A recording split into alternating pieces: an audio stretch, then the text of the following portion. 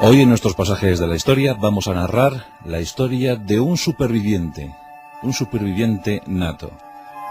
Uno de esos personajes que aparecen de vez en cuando para que el género humano se reconcilie consigo mismo. Vamos a contar la historia de Tiberio Claudio Druso Nerón Germánico. Aquel imperfecto que llegó a ser imperator, aunque él no quiso ese título, no quiso asumir ese título. Un gran Augusto, un gran mandatario, un gran líder de Roma, sobreponiéndose a todo y a todos. Mente capaz, cuerpo imperfecto. El Yo Claudio de Robert Graves, en ese año 1934, nos recuperaba, afortunadamente, la figura de Claudio. Y gracias a ese libro y gracias a las investigaciones históricas, aprendimos que a veces los feos, los difíciles, los marginados, los que supuestamente no están preparados para nada, consiguen alcanzar las cuotas más altas de éxito. Hoy la historia de Claudio. Su madre Antonia, utilizaba lindezas como estas: Claudio es un engendro, Claudio es un aborto, es una caricatura de ser humano. Su abuela Lidia ni siquiera se quería relacionar con él. Cuando quería decirle algo lo hacía por carta, porque no soportaba estar ante él, no soportaba estar ante su presencia. Nadie quería a Claudio. Y sin embargo, consiguió ser el personaje más poderoso de la tierra. ¿Cómo lo hizo? Hoy contamos su gesta.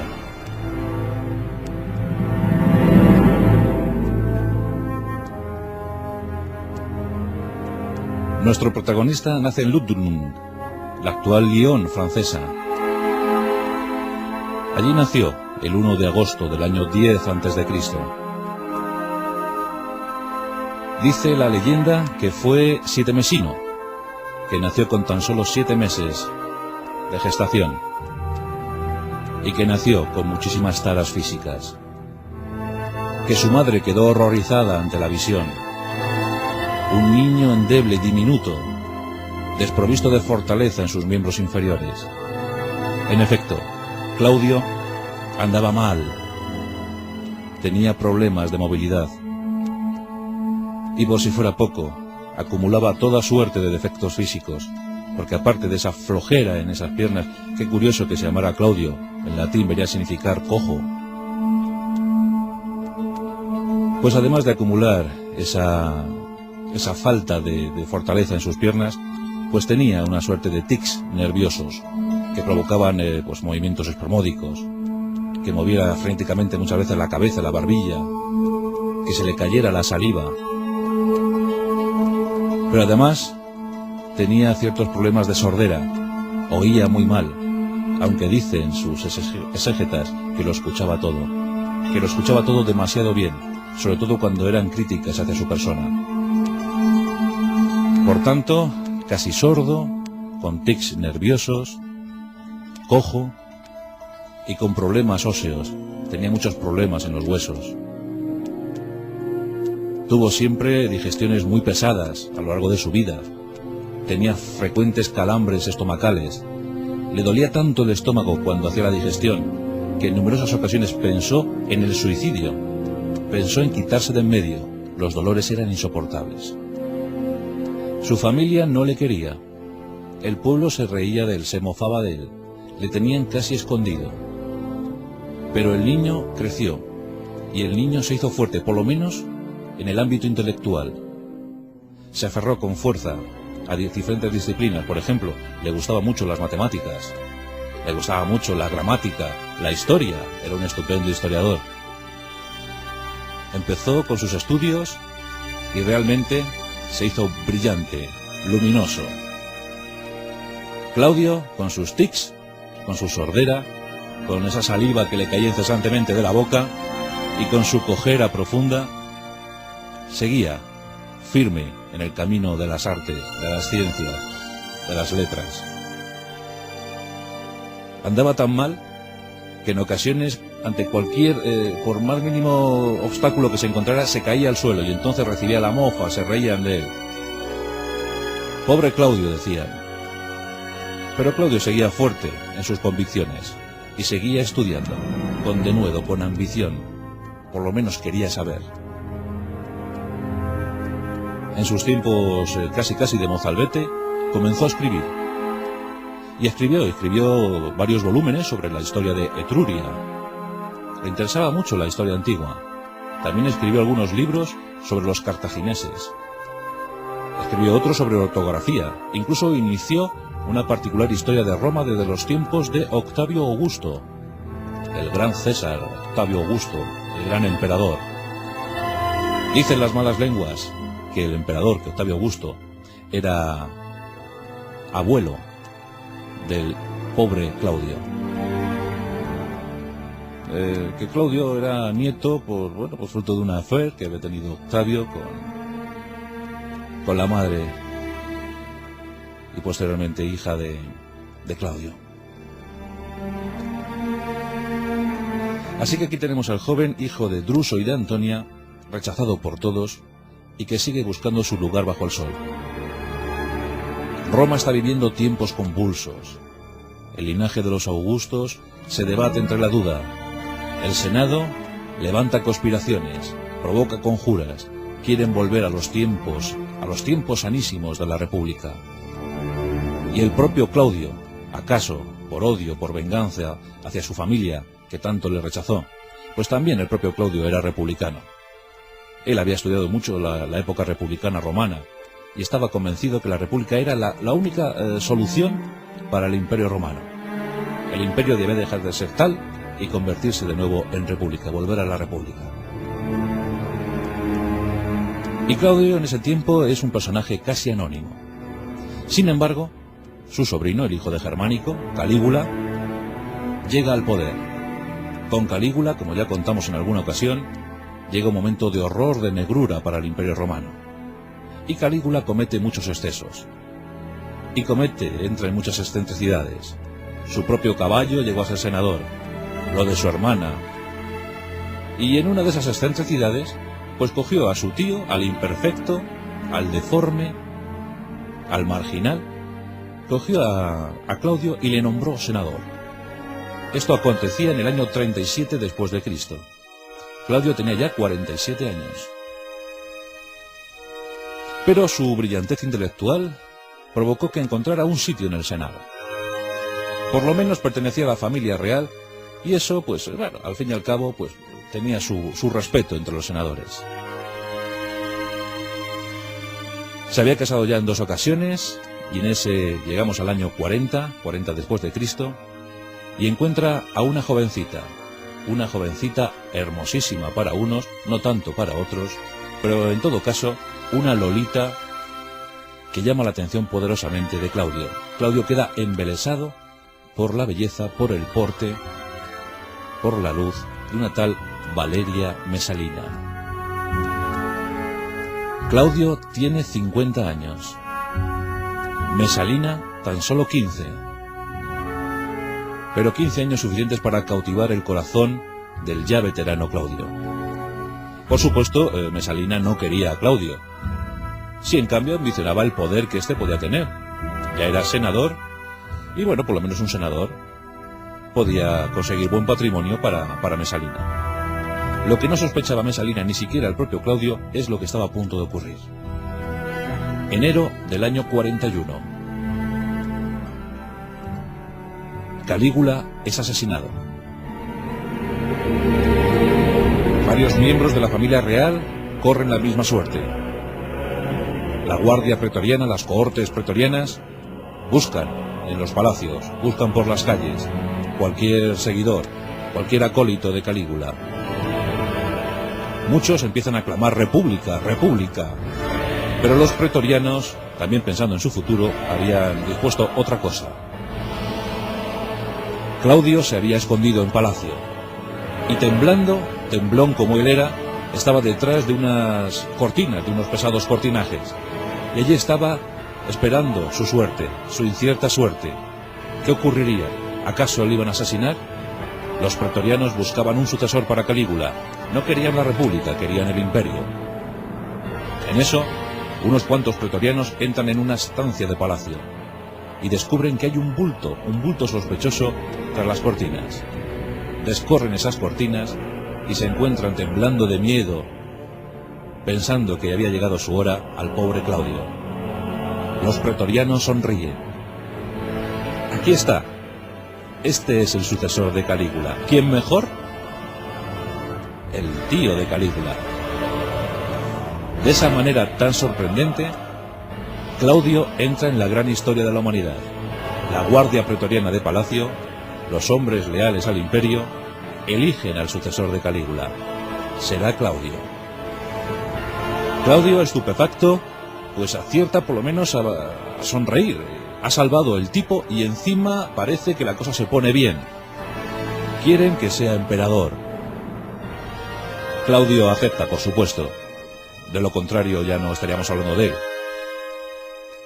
El Senado, que ya le conocía de sus tiempos de senador, pues acepta también. Había muchos seguidores del imperio. Y bueno, pues como las ideas de Claudio en el fondo son republicanas, los fanáticos de la república también consienten. Todo a cambio de que Claudio renuncia al título de emperador, y esto lo hace de buen grado.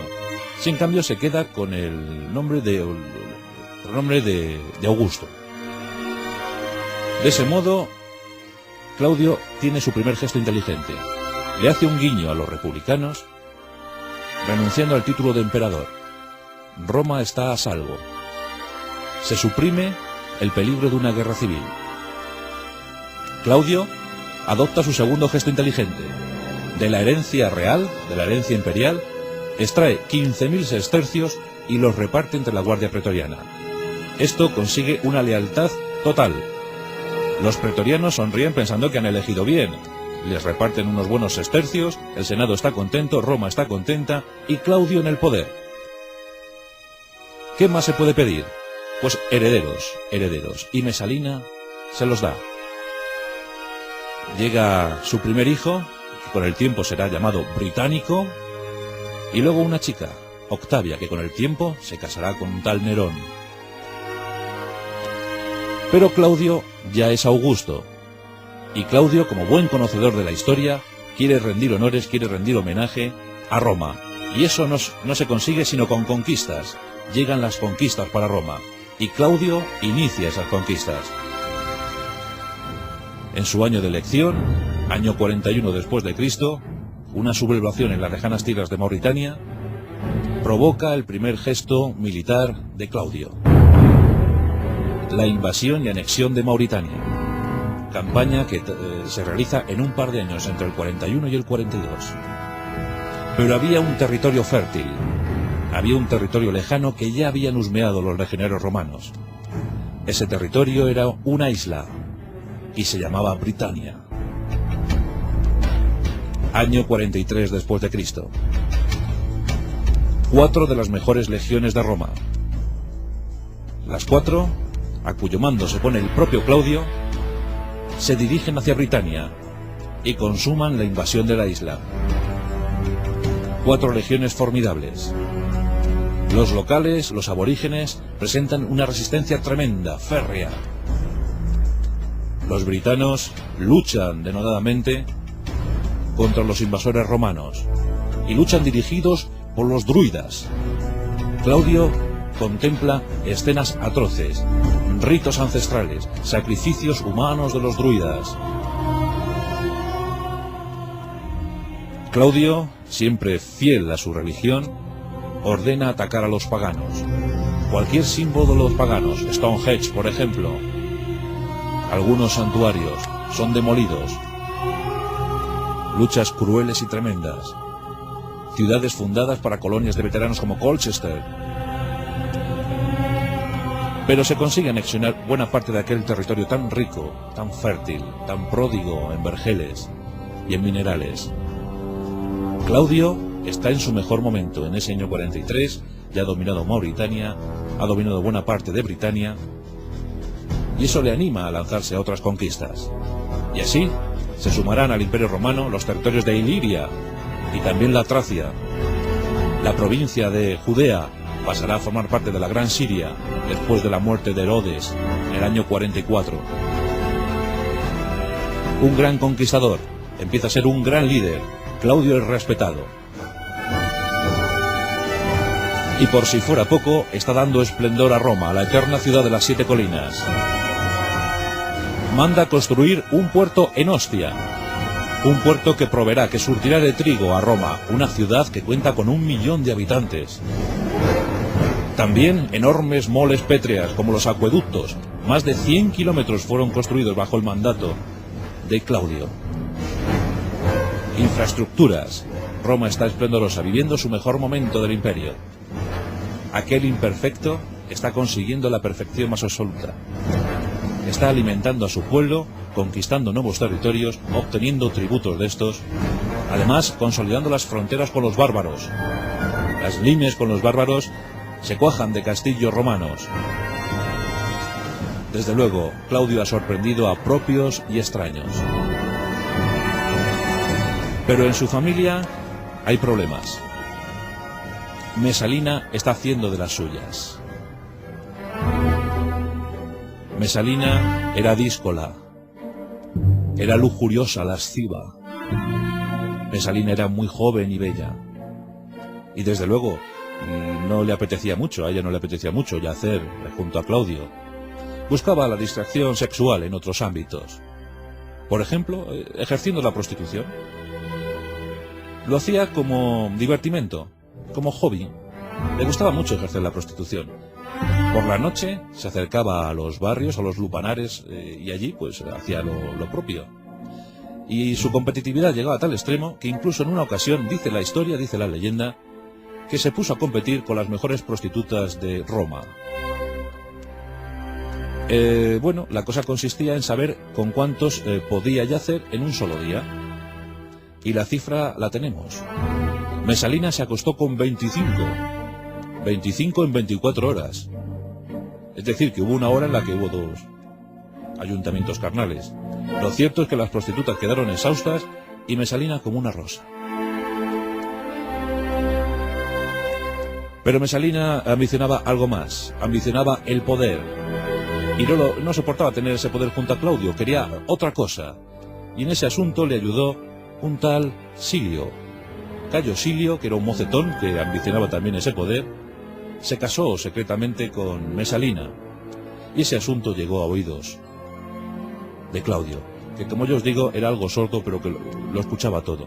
Aunque hacía la vista gorda ante algunos desmanes de Mesalina, simplemente no quería creer en eso. Esto ya fue demasiado.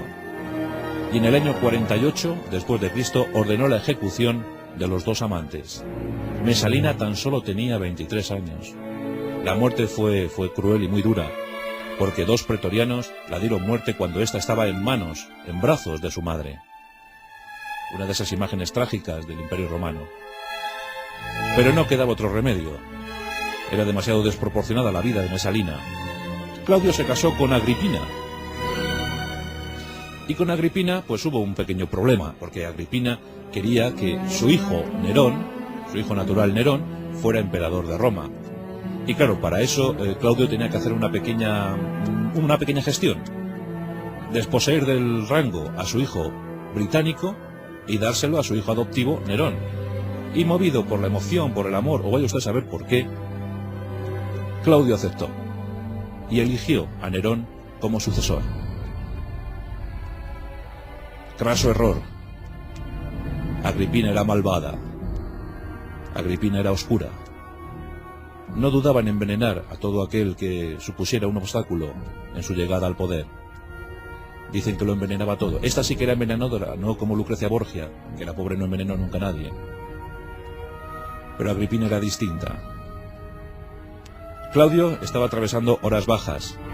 Como os decía antes, tenía frecuentes calambres estomacales. Dicen los médicos de hoy en día que posiblemente sufría una pancreatitis crónica. Inmensos dolores. Pero bueno, se mantenía firme en el cargo. Las provincias estaban contentas. Los juegos estaban también en un buen momento. El pueblo en general quería a Claudio. Pero Agripina no. Agripina, temerosa que revocara Claudio su decisión con respecto a su hijo Nerón, pues empezó a pensar en acabar con Claudio. Y a tal efecto buscó la alianza con Jenofonte, el médico de la corte, médico de palacio, y buscaron la mejor manera de acabar con Claudio. Claudio era glotón, era bebedor, le gustaba mucho beber, comer. Incluso hay una anécdota muy curiosa, claro, eran tan frecuentes sus dolores estomacales, sus pésimas digestiones, que llegó a promulgar un edicto por el que permitía eructar a todos los comensales que se sentaran junto a él, porque así él también lo podría hacer. Vamos, que Claudio no era muy agradable, estar a su lado no era agradable. En fin, Agripina buscó a Jenofonte y Jenofonte buscó a la manita faloide, buscó unas setitas sumamente venenosas. Y las amanitas fueron servidas a Claudio, y Claudio las devoró.